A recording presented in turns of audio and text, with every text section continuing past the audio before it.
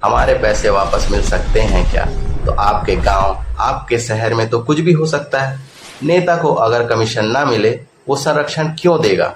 जाने क्यों मीडिया इसे केवल एक सूचना की तरह देख रहा है। सनातन धर्म पर किसी एक का अधिकार नहीं है।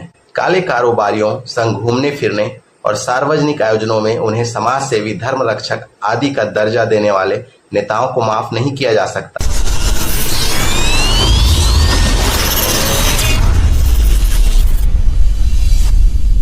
नमस्कार, जय जोहार।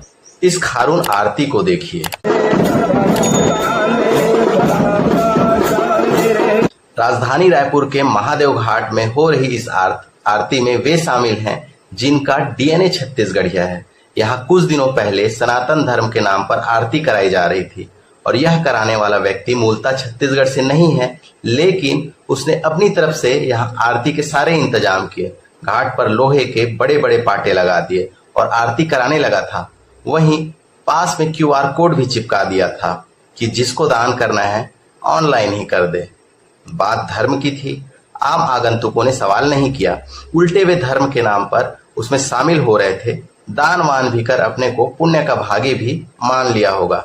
छत्तीसगढ़ की बात करने वाले संगठनों और जमीनी रिपोर्ट करने वाले पत्रकारों ने जब यह मुद्दा उछाला, साफ हो गया यह धर्म नहीं, अतिक्रमण का प्रयोजन है और इसके जरिए छवि चमकाने और नेतागिरी का एक पूरा प्रोग्राम सेट है। आप महादेव घाट पर 3 साल से हो रही खारून गंगा आरती के प्रमुख आयोजनकर्ता वीरेंद्र सिंह तोमर के बारे में मीडिया रिपोर्ट्स और सोशल मीडिया में पता कर सकते हैं कि उनका मुख्य व्यवसाय क्या है और वे किन वजह से पहले सुर्खियों में रह चुके हैं। इस पर थोड़ा सर्च कीजिए, आपको सब कुछ पता चल ही जाएगा।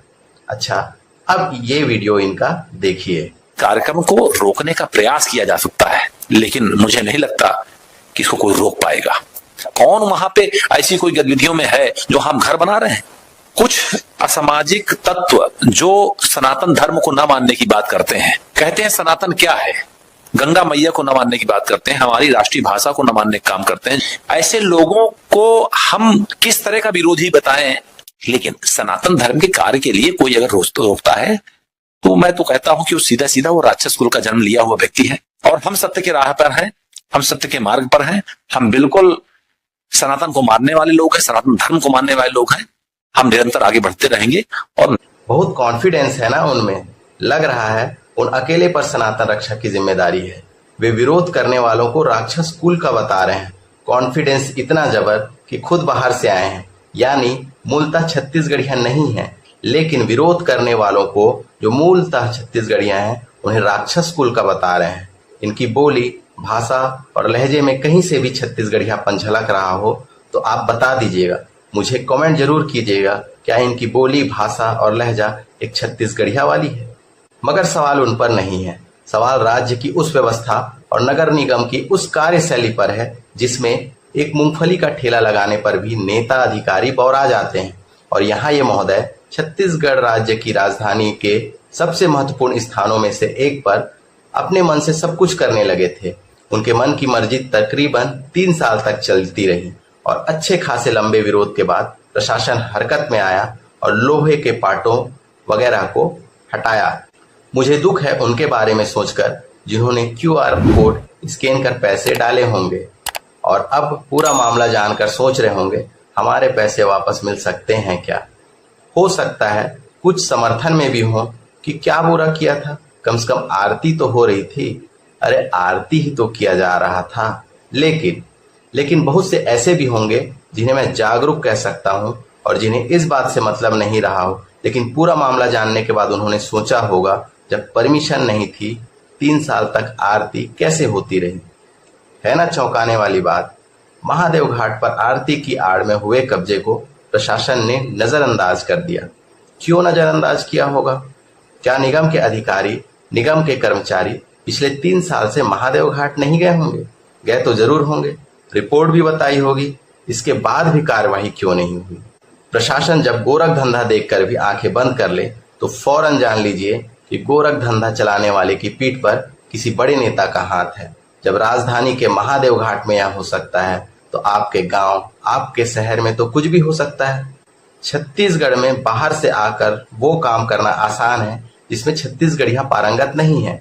ये धंधे वैसे तो सभ्य समाज में अच्छी नजरों से नहीं देखे जाते, लेकिन इनमें पैसा खूब है और पैसे से नेताओं से साठगांठ की जा सकती है।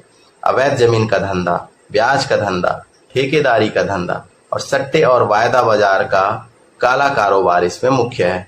राज्य में इस तरह के जितने भी धंधे करने वाले लोग हैं, उन्होंने आजकल धर्म का दामन थाम लिया है, क्योंकि नेताओं का साथ तो उन्हें पहले से ही मिला हुआ है।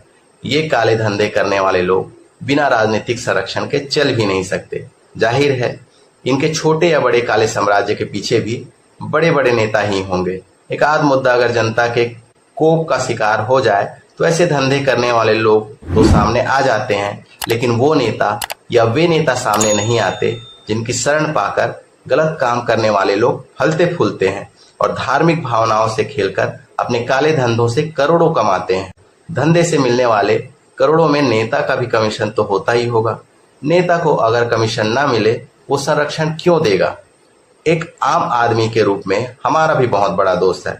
हम सब कुछ जानते हैं कि जमीन, ब्याज, सट्टे जैसे काले कारोबार को चलाने वालों के पीछे कौन नेता है, कौन अवैध धंधेबाज किस नेता की पांव की धूल माथे पर लगाकर चलता है और कैसे एक दिन न केवल उसी नेता की पार्टी का एक बड़ा पदाधिकारी भी बन जाता है।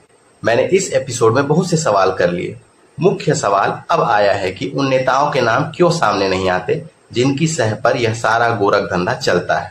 महादेव घाट में आरती की आड़ में कब्जे के मामले को जनता के सामने लाने वाले संगठनों, विशेषकर छत्तीसगढ़िया क्रांति सेना की यह जिम्मेदारी बनती है कि वो उन नेता या उन नेताओं के नाम भी सामने लाए जो राज्य के अलग अलग स्थानों पर गोरख धंधों के गॉडफादर हैं। महादेव घाट का मसला हल हो जाने पर इस पर लगाम नहीं लग सकता। राज्य के हर बड़े शहर और यहाँ तक कस्बों में भी इस तरह के आयोजन चल रहे होंगे। इसका सबूत हर धार्मिक तीज त्योहार पर शहर के अंदर और हाईवे तक में लगने वाले बड़े बड़े होर्डिंग्स हैं, जिनमें हमारे देवी देवताओं के चित्रों के साथ उस व्यक्ति का भी बड़ा सा फोटो लगा होता है जो मुख्य आयोजन करता है। वो व्यक्ति क्या करता है? वो लंबी रैलियों और महंगे बाजो गाजों के साथ आयोजन के पैसे कहाँ से लाता है?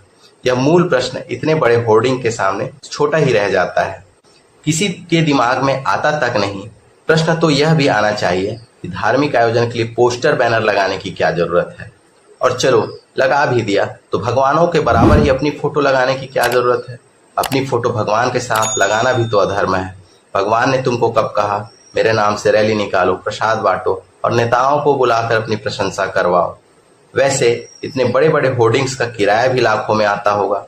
ये होर्डिंग्स कंसेशन रेट पर मिलते भी होंगे, तब भी अच्छी खासी रकम इनमें प्रचार के लिए खर्च होती होगी। वो पैसे कैसे, कहां से और क्या कहकर जुटाया जाता है? इस संदर्भ में एक पॉइंट मैं देता हूं।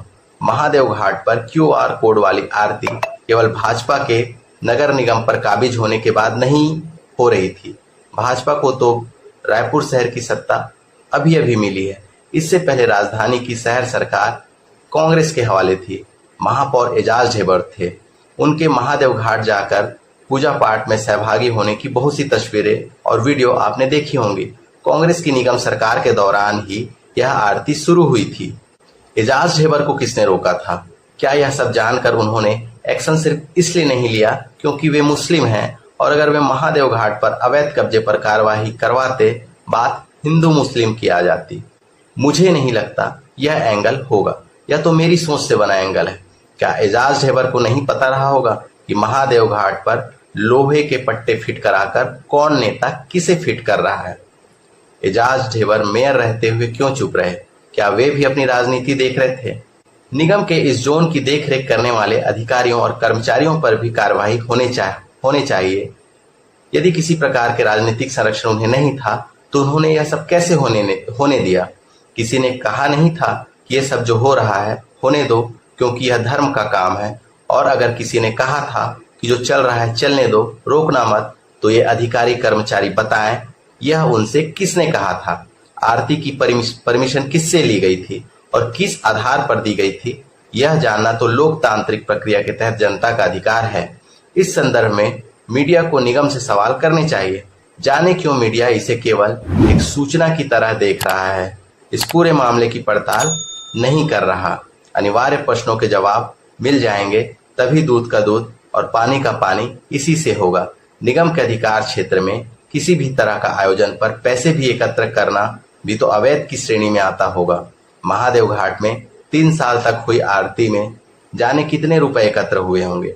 QR कोड के जरिए पेमेंट का रिकॉर्ड मिल सकता है, पर सामने नोट और सिक्के भी तो दिए गए होंगे, उनका रिकॉर्ड क्या मिल पाएगा। सनातन धर्म पर किसी एक का अधिकार नहीं है, उसका तो बिल्कुल भी नहीं जो कुछ साल पहले छत्तीसगढ़ में आया है और यहाँ के लोगों की अलग अनछुई संस्कृति देख उन्हें संस्कृति सिखाने लगा है। छत्तीसगढ़ में यही हो रहा है। ठीक ठाक 20 साल भी नहीं गुजरे छत्तीसगढ़ में और यहाँ के लोगों को उनकी ही संस्कृति से परिचित कराया जा रहा है कि तुम्हें नहीं पता, हम बताते हैं सनातन धर्म क्या है और कैसे इसमें पूजा पाठ होता है। तुम तो राक्षस कुल के हो।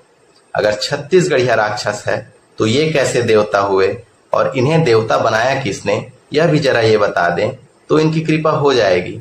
मैं फिर एक बार अपील करना चाहता हूँ छत्तीसगढ़ की अस्मिता के लिए कार्य कर रहे लोगों, संगठनों, दलों से कि सनातन धर्म के नाम पर अपनी दुकान लगा रहे या लगा चुके इन स्वघोषित देवताओं के पीछे कौन सा राजनीतिक संरक्षण है। इनका खुलासा अवश्य होना चाहिए, इनकी पड़ताल होनी चाहिए और उनसे प्रश्न भी होने चाहिए। छत्तीसगढ़ महतारी के मान के लिए यह जरूरी है। इन्होंने तो छत्तीसगढ़ महतारी का चित्र अपने पोस्टर पर लगाकर खुद को छत्तीसगढ़िया भी साबित कर दिया है। धर्म के नाम पर राजनीति करने वालों और छत्तीसगढ़ियों को नीचा दिखाने वालों के आयोजनों में कौन कौन से नेता शिरकत करते हैं, आयोजक की पीठ थपथपाते हैं और सियासी स्वार्थ के लिए धर्म का इस्तेमाल करने वालों को समाज सेवक बताते हैं, इस पर हम छत्तीसगढ़ियों को नजर रखनी होगी। उनके नाम भी सामने लाने होंगे कि अमुक नेता ने इस आदमी की इस रैली में बढ़ चढ़कर भागीदारी की, यह जानते हुए कि आयोजक इस धंधे में लिप्त है। काले कारोबारियों संग घूमने फिरने और सार्वजनिक आयोजनों में उन्हें समाज सेवी, धर्म रक्षक आदि का दर्जा देने वाले नेताओं को माफ नहीं किया जा सकता। जनता को लूटने वालों का संरक्षक जननेता कैसे हो सकता है। अगली बार इन नेताओं को चुनने से पहले हमें सोचना होगा कि ये हमारे वोट लेकर किसे हमारे राज्य में संस्कृति तय करने का अधिकार देते हैं। जय जोहार, जय छत्तीसगढ़। लाइक और सब्सक्राइब जरूर कर दीजिएगा। मैं आपका देवव्रत।